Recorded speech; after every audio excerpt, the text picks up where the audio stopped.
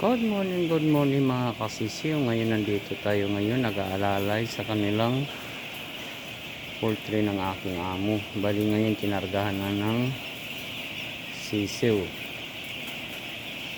Ayan. Bali 4 na patong siya. Ayan. Ayan, kumakain na sila.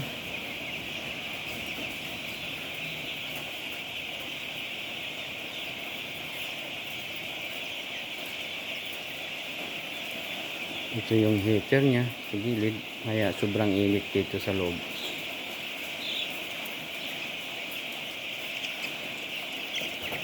Mayroon na rin silang tubig sa loob.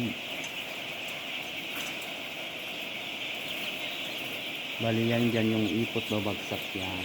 Bali mayroon siyang belt, plastic belt sa loob.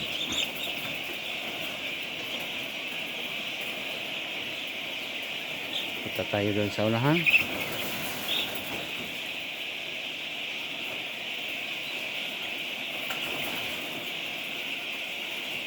Yung pagkain niya yan doon sa ayun.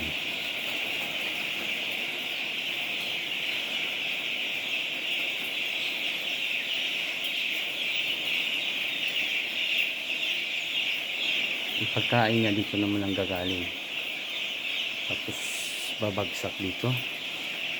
Yan yung mga pagkain sa loob. Ayun ang motor. Ito yung mga tubig niya.